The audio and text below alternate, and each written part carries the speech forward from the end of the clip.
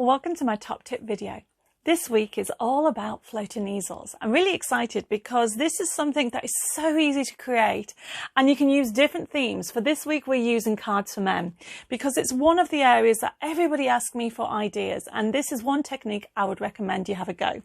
The card that we're creating is from my Cards for Men range, and as you can see it's a standard easel with a little bit of a difference because what we have here is the floating easel part. It goes completely flat but it gives you that wow factor.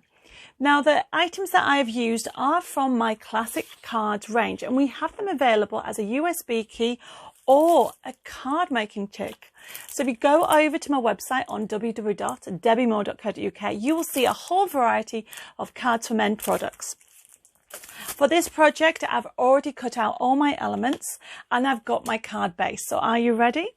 So I'm just going to move you down so you can see what I'm doing. There we go. So to start off with, as you can see, we have got a A4 piece of card. I'm going to fold it in half like so, and that will create my base. You will need a bone folder and either a embossing board with a tool or embossing tool, or I use my paper trimmer, and we are going to do some embossing as well. So I've already cut out my paper, so this is my base. So what I would recommend you do is cut out your elements and then we'll get started. So to start off with, I'm just going to fix my paper to my base of my card, and I'm using 3-in-1 glue. You can use any adhesive. I just prefer the glue because you've got that little wiggle room and then you know it's stuck. So I always start on the base at the bottom there and then press up. So there's that bit. Now then the next step is your topper. Now remember, this is a easel. It's actually an easel with a floating section, so this is my part of it. Now what you need to do when you're working out where to sit your easel is get a pen or a pencil. So this is where it's going to go, and I'm going to leave a little bit over like so I can mat and lay a little bit, and that's going to be my floating section. And all I'm going to do is, you can use your scissors if you want. I tend to use my paper trimmer and just cut up to the spine like so.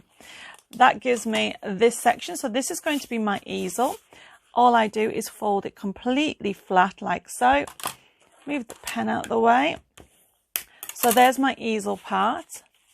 And then the next section that I'm going to create is my floating easel. So what you do is you cut a quarter, sorry, 2/3 off and leave a quarter. So this is this section. So that's going to go like so. Go all the way across. That folds in half, so I just literally wiggle it into place up to the spine like so. Use your bone folder so you have that like so. So already I have created my easel, and this is the half bit, but then we're going to have the floating section. And how you create that is literally quite easy.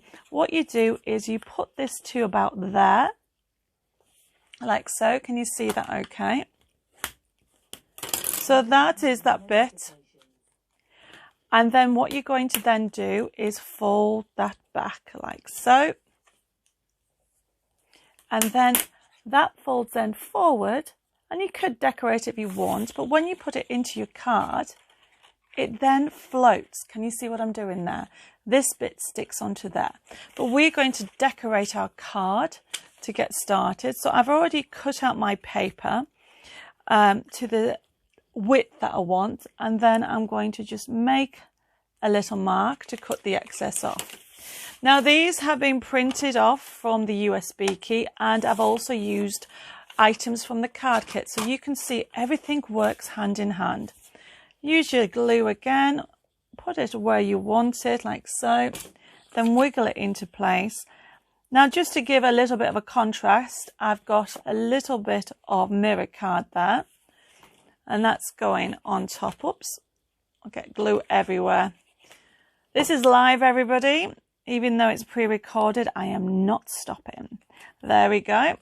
Hopefully you are getting inspired to have a go at these floating easels. Put a little bit of glue along there. Fix that like so. And then you have this section that's standing up. then you need to actually back your papers. Now my top tip when it comes to backing, so remember you have both of these sections, you have these two little areas. I tend to use papers and a pen, and all I'm doing is I'm going to keep it that way and then just make a little mark like so, and then take the mark and put it over to the other side, and then you literally only cut in twice. And this is very easy to do.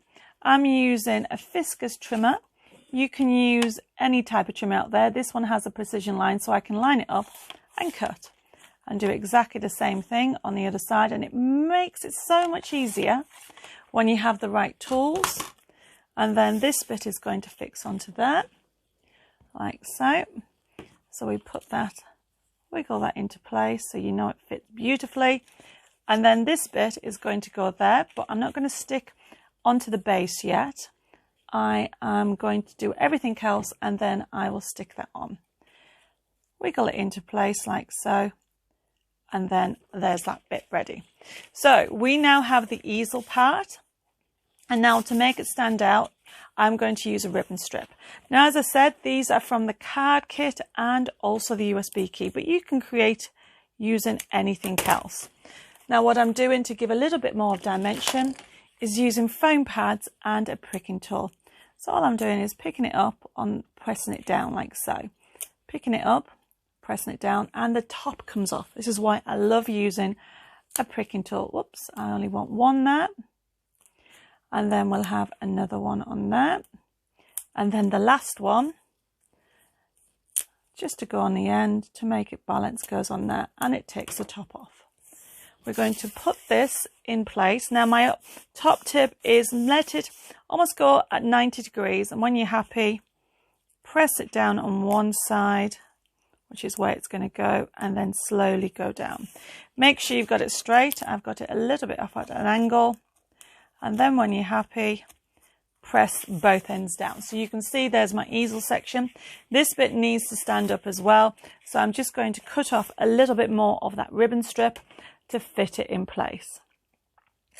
Hopefully you are all getting inspired to have a go at this technique. It really is a lovely one, and don't forget it can be done with different themes, and it can also be done in different sizes as well. It doesn't have to be this large topper. You can make it smaller.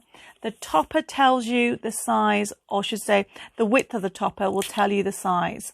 So that's going to sit like so, and see, I've got it upside down as well. Let's get that straight off. There we go. So the next section is my floating easel. So this is the bit that I said always put it last. So I want it to go there. So all I'm doing is getting my adhesive and putting it along that edge like so, and then fixing it into place. I want it to go about there. Hold it down for a few seconds, and once you're happy, let go. Now I'm not going to press any further because I want that glue to bond. While it's bonding, I am going to put my sentiments. This one says, "Come fly with me." I love this range because it gives you that vintage look. And then this one, I am going to put some foam pads on. It says, "Just for you." And this is what's going to go onto my little floating easel. Like so. It's going to go like so. And then I have got a "Just for you" that's going to go where the lovely airplane is. And then obviously it has to be a happy birthday. Well, it doesn't have to be a happy birthday, but my card's going to be a happy birthday. And then I'm going to just stick some foam pads on there, and one on there. And that's going to sit like so. And just to finish it off, when you're happy, when you make sure it's actually stuck, lay it flat, remember. This whole card goes completely flat. Reinforce that line like so. And then to make your easel stand up, you need to put some ink on. So I am putting this lovely, almost like, how do you describe it, some goggles, using a foam pad, and that's very important. So I'm going to make sure it stands up like so, and then put my foam pad on there. And that is what will make this lovely easel stand. And there you go. How easy was that? I hope you all enjoyed having a go at doing a floating easel. Don't forget to stay tuned for next week's top tip. Enjoy and happy crafting!